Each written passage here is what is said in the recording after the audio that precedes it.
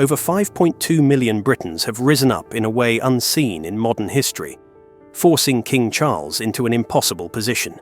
In just 48 hours, he must decide whether to save democracy or risk ending the monarchy itself. As Britain watches in disbelief, the government is collapsing under the weight of public fury, and the nation stands on the brink of a political earthquake that could rewrite its history. Right now, Britain is facing its worst constitutional crisis in 200 years. The government holds the lowest approval rating ever recorded. A petition has shattered every political record in UK history. And the king finds himself trapped between two impossible options: protect his people and democracy, or protect the institution of the crown. Behind palace doors and inside Downing Street, panic has turned into chaos, and the country's political system is hanging by a thread. Just 3 weeks ago, it all seemed like normal political frustration. Approval ratings were slipping, ministers were under fire, nothing the UK hadn't seen before. Then came the spark that ignited the storm. A petition appeared on Parliament's official website with a simple demand: call an immediate general election. Within 24 hours, 100,000 people had signed it. In 48 hours, that number reached 500,000. By the end of the first week, more than 2 million citizens had joined in, and instead of slowing down, it kept growing. 3 million, 4 million, 5.2 million signatures, and still climbing.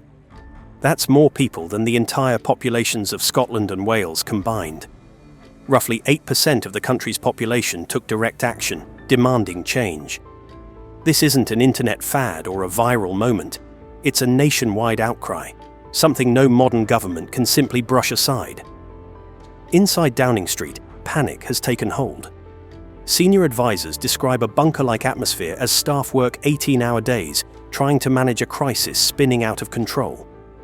The Prime Minister's approval rating has crashed to just 18%, the lowest in British history, while 73% of Britons now believe the government has lost the right to govern.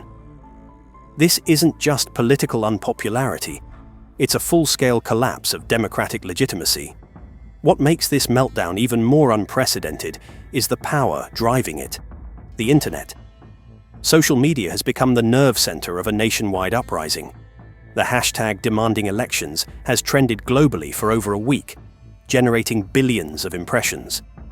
Ordinary citizens, nurses, teachers, small business owners are going viral as they vent their frustration. For the first time, people from all sides, Conservatives, Labour supporters, Brexiters and Remainers, are uniting under one message: give us our democracy back. The unrest has already shaken the economy, with the pound dropping 4% in a week and the FTSE 100 losing over £80 billion in value. Investors are pulling back, businesses are freezing plans, and the Bank of England is holding emergency meetings, warning that Britain could be just weeks away from a full-blown financial crisis. And then, something Britain hasn't seen in generations happened. The monarchy was pulled directly into the storm. Protesters have gathered not just outside Parliament, but outside Buckingham Palace itself. Thousands of people, families, pensioners, students, stood with signs carrying messages that would have been unimaginable just months ago. Charles, choose democracy or be remembered as a puppet. The crown protects the people, not the politicians. Your Majesty, whose side are you on? These scenes are now on front pages around the world. King Charles's approval rating has dropped below 50% for the first time since his coronation. For a monarch whose authority depends entirely on public support, that's a dangerous sign. Without the people, the crown becomes nothing more than a symbol of the past. King Charles now faces the most difficult decision of his reign. If he dissolves Parliament and calls for elections, he risks being accused of staging a royal coup, breaking 3 centuries of neutrality and dragging the crown into politics. Parliament would brand him a traitor, and Britain's allies would question the country's stability. But staying silent while a government with only 18% approval clings to power could be worse. It would make him the king who watched democracy collapse and did nothing. Protesters already see him as complicit, and the monarchy now faces its greatest threat since the English Civil War. Inside Buckingham Palace, tension is at a breaking point. Lawyers and constitutional experts are scrambling, uncertain what powers the king actually holds. The last monarch to intervene was King William IV in 1834, nearly 2 centuries ago.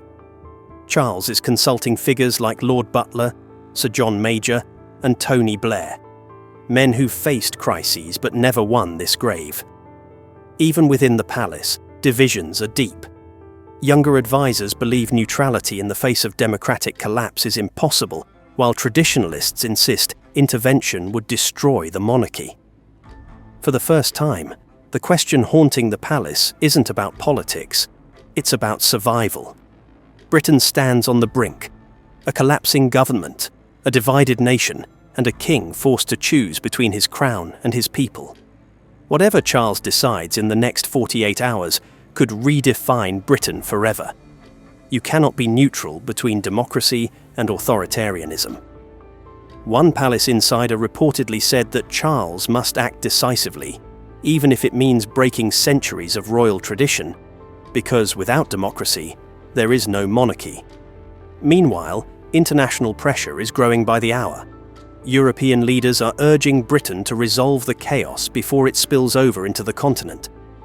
Reports claim that German Chancellor Olaf Scholz personally phoned King Charles, warning that prolonged instability could damage relations between the UK and the European Union. French President Emmanuel Macron has already postponed a planned state visit, citing political uncertainty. A diplomatic way of saying that even France doesn't know who's actually running the country anymore. The White House has also weighed in, releasing a carefully worded statement calling for respect of democratic accountability. In diplomatic language, that's not advice. It's a warning. Sort this out or face the consequences. NATO officials have requested urgent briefings on the UK's stability, deeply concerned that turmoil inside the alliance's second-largest military power could weaken collective defence. Tension is spilling into Britain's streets as protests swell across London, Manchester, Birmingham, Leeds, Cardiff, Glasgow, and Belfast. These aren't ordinary demonstrations. They're multi-generational, cross-political marches where families, students, and veterans unite for democracy. Police remain on high alert, with fears that extremists could exploit the unrest. Organisers have announced Democracy Day, a nationwide strike involving transport, education, healthcare, and civil service workers. Analysts warn it could cost £15 billion in a single day, the worst economic disruption since 2008. King Charles is in deep deliberation, knowing his next move could define his reign and the monarchy's survival. Several versions of a national address have already been drafted, but his decision remains secret. This is no longer about party politics. It's about whether Britain's centuries-old institutions can endure the digital age, and whether the fragile bond between ruler and people can be repaired before it breaks completely. The survival of the British monarchy may now depend on one choice: whether Charles sides with the people demanding their right to vote, or with politicians desperately clinging to power. Britain stands on the edge of its greatest transformation since World War II. The government is cornered, hemorrhaging legitimacy with every passing hour. The people are united under one clear demand, louder and stronger than any political movement in modern memory. And the king is trapped in the middle, forced to choose between paths that could either save or destroy everything his family has built for 1,000 years. So here's the question: what should King Charles do? Should he dissolve Parliament and call for immediate elections, breaking centuries of royal tradition? Should he stay neutral and let the democratic process play out, even if that process seems broken beyond repair? Or is there another way, a third path no one has yet considered, that could restore legitimacy without destroying the monarchy?